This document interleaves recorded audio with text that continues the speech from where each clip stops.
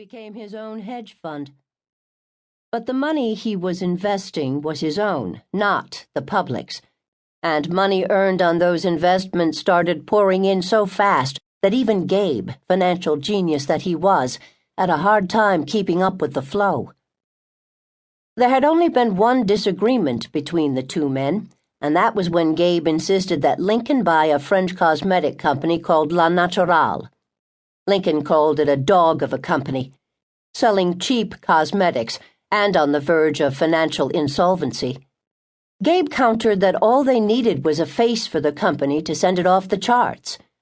Lincoln continued to argue that owning a war paint company did nothing for his image, much less his bank account. Gabe held his ground, and within 3 short years the company was bringing in $10 billion a year under Gabe's sharp eye and expert management. Lincoln Moss hung his head in shame, clapped his friend on the back, apologized for doubting him, and promised never again to underestimate his genius. The $10 billion a year tripled the day La Naturale engaged the new face for La Naturale, a model by the name of Amalie Laurent. Lincoln had met her a year or so earlier, and on Gabe's advice, Lincoln wooed her, wined and dined her, gave her everything a woman could want, then married her the day he turned 42. The wedding was so over the top it was televised live all over the world.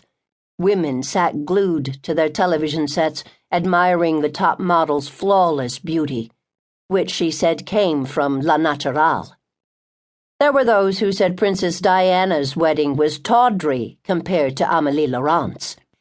A year to the day after he and his bride returned from their honeymoon on the island of Mystique, Lincoln got down to the serious business of grooming Gabriel Knight for the presidency of the United States.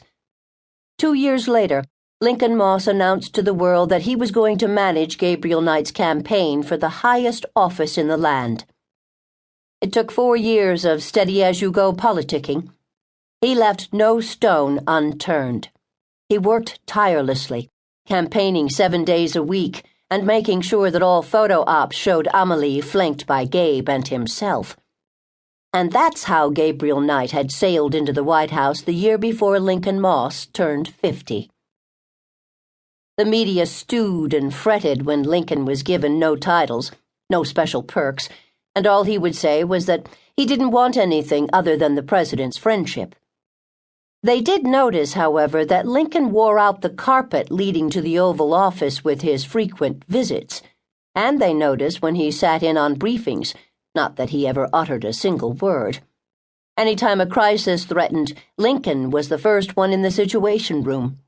It was also said, but not proven, that the president and Lincoln had personal cell phones that not even the Secret Service was privy to. Then they started to whisper about Moss's little black book of secrets, but no one would or could confirm that there was such a book. In the beginning, Ted Robinson and Maggie Spritzer of the Post very often wrote op-ed pieces and lengthy articles on Lincoln Moss as they tried to figure out if there was something no one was seeing besides themselves. As Maggie said time and again, "He's got to have something on someone. And I do believe there is a little black book," with which Ted agreed completely.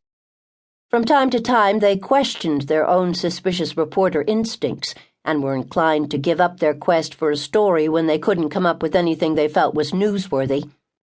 So they simply shelved the effort as they waited for a break, or, as Ted put it, a mistake on the part of Kingpin Lincoln Moss. It was just a matter of time, he said over and over, because everyone makes a mistake at some point.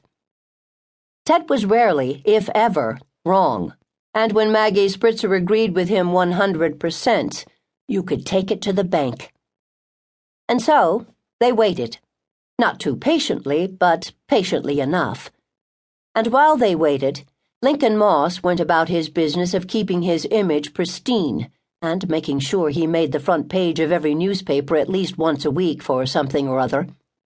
Lincoln Moss was a handsome, muscular, fit man. In his palatial home, he had a state-of-the-art gym and his own personal trainer, who lived in one of the cottages at the rear of the 10,000-acre